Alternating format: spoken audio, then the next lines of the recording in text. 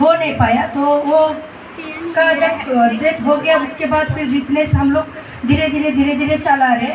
तो गोल्ड भी ख़त्म हो गया और हम बेटी के पीछे भागी, दवाखाने में चक्कर लगा रहे। तो दुकान में जो कारीगर था उन लोग जो जैसा मिला उन्होंने ले चुका है, तो हमारा इधर खाली। तो धीरे धीरे हम बिजनेस को फिर से चालू किया, चल रहा है। फिर दिवाली में चोरी हो गया, हॉलमार्क पास करने गया था, चोरी हो गया। चोरी होने के बाद फिर से एकदम पूरा एकदम रास्ता पे आ गया। तो कैसा कि आगे वाला को देगा, आगे वाला तो सुनेगा नहीं ना, तो आगे वाला को हमको भर के देना है। तो फिर मैंने मेरा जो घर है, घर को मैंने हैवी डिपॉजिट में चढ़ा के मैंने भाड़े पे आया, आगे वालों को मैंने दिया है। दे के फिर तो भी कर्जा लिपटा रहे नहीं, कर्जा आगे बढ़ते ही जा रहा है। मैं बोली इधर से दे रहे, इधर से दे रहे, उधर से दे रहे, कर्जा कहाँ जा रहा है? मतलब कम तो होना चाहिए, वही 15 लाख 20 लाख तो कर्जा हो रहा है। आखिर तक दुकान खोल नहीं पा रहे और ऐसा हो गया खाने तक बांधा। मैं काम पे जाती थी और जाते जाते उधर सामने अपोलो मेडिकल का सामने एक मसान भूमि है, कुछ ना कुछ डेली किसी का ना किसी बॉडी जलता है। और मैं उधर प्रार्थना करते करते बजे, तब तो मैं बहू को जानता भी नहीं, मैं आती भी नहीं, मैं मेरा भगवान को बुला के जाती थी। ऐसा कुछ गलत कुछ ना हो, क्यों जो महीने में 3 लाख 4 लाख रुपये कमाने वाला वो 1 लाख रुपये भी 1 रुपया भी नहीं कमा रहा है, तो क्या होएगा उसका हाल। तो घर पे चोरों के मफत चुप के परेशान में बैठ के रहता था, रात को सोना नहीं धोना नहीं कुछ भी नहीं।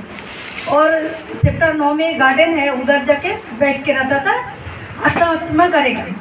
तो एक कलेक्सा का इधर पास्टर जी से उन्होंने मिलाया है, वो हम लोग जो रहती थी चेंबूर में, हमारे अगल बगल वाला ही लड़का है, वो भी इधर ही 23 में रहता है, आज आया नहीं वो।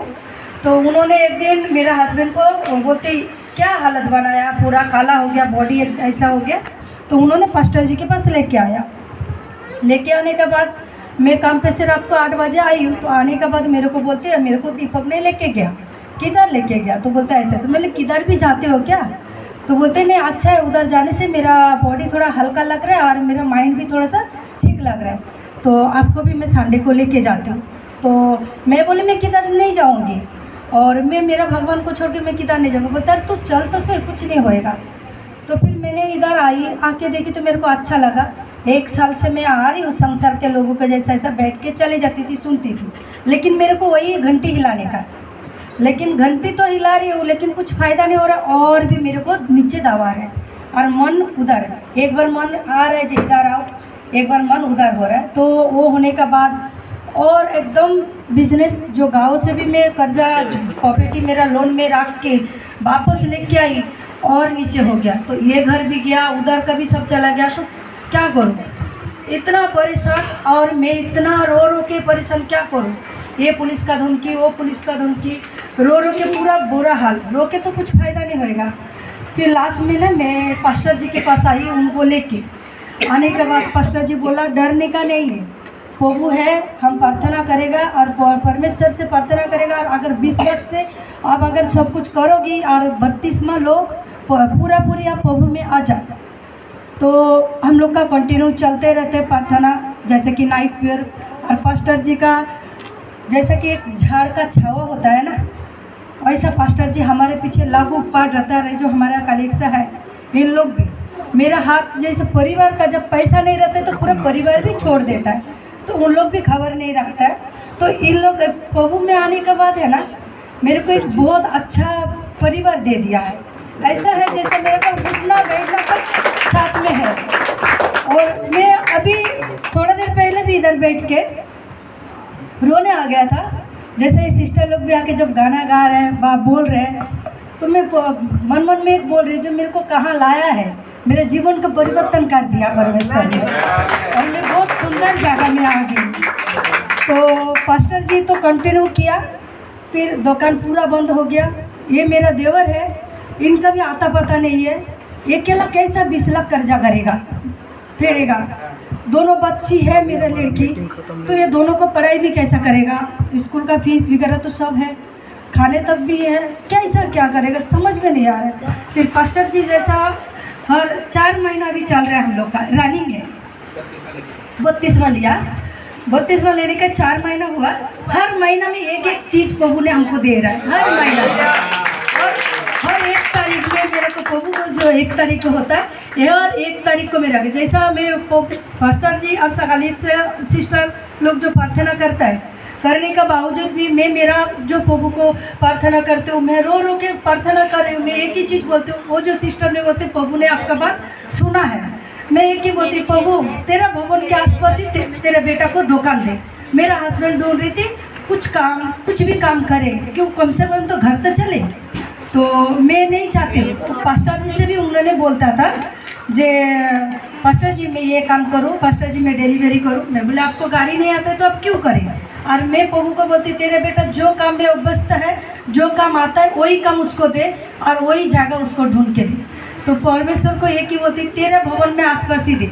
तो जैसा 32वां लिया लेने का 1 माह दूसरे महीने में मेरा यही लाइन पे भवन का लास्ट रूम पे दुकान परमेश्वर दिया। और इसमें प्रभु को लाखों कोटि कोटि धन्यवाद। और उसके बाद हर महीना में हमारा जो काम हो रहा है परमेश्वर ने ये किया। फिर पास्टर जी द्वारा के प्रार्थना तो चलते ही रहते हैं। फिर आज चौथा महीना में मेरा 5 लाख का ऑर्डर आ चुका है, इसलिए प्रभु को लाखों कोटि कोटि धन्यवाद। और जो चारों इंसान हमने पहले किया, पिछले अगले मुझे 32वां लेने के पहला ही मैंने पहले किया, जो बच्चों को किधर तो दो हमारे जो नुकसान हुआ है, हमारे तो पूरा ज़िंदगी गया, अभी ख़त्म हो गया। तो ये दोनों बच्चों को कहाँ तो दो, क्यों उन लोग का जीवन मारूँ मैं। तो मेरे बड़े जेठ को कॉल किया, 3 नंबर देवरानी को देवर को भी कॉल किया, बच्चों को रखोगी क्या। बोलते क्यों। तो मैं बोलते तुम लोग नहीं आओगे। बोला हम लोग आएंगे, बच्चों को तुम रखोगी क्या। हाँ बोलते हम चाचा है क्यों नहीं रखेगी, उसका घर आएगी। तो मैं बोले किससे साथ भेजूँ। तो बोलते क्यों तुम लोग नहीं आगे। मैं बोले थोड़ा काम है, काम निपटा के हम लोग आएगी। तो बोलती फिर किससे भेजेगी। तो बोलती एक जन आने वाला है बुआ, तो उनके नंबर। तो मैंने उनका तो नंबर मेरे पास है नहीं है, तो एक काम करो वो नंबर मेरे को दे दो। तो उनको मन से रखना नहीं है, तो आज तक वो नंबर दिया नहीं है। और मैंने खाने के लिए बोले बच्चे लोग को देने का है, मेरे सगा बहन को भी बोला। सबका आर्थिक अवस्था अच्छा है, अगर सबने ना 2 लाख 1 लाख रुपया करके देगा ना, तो मेरे नंबर ऐसा नहीं होएगा। लेकिन इंसान से मांगने का जरूरत नहीं, परमेश्वर से मांगेगी तो कभी कभी नहीं होएगा।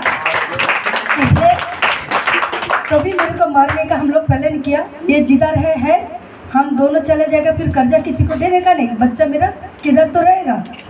तो कोई तो नहीं लिया। लास्ट में पास्टर जी के पास आने का बाद हमारा सारी रास्ता भी बन गया और ये चारों जीवन प्रभु ने बचा दिया। इसलिए प्रभु को लाखों कोटि कोटि धन्यवाद। हालेलुया।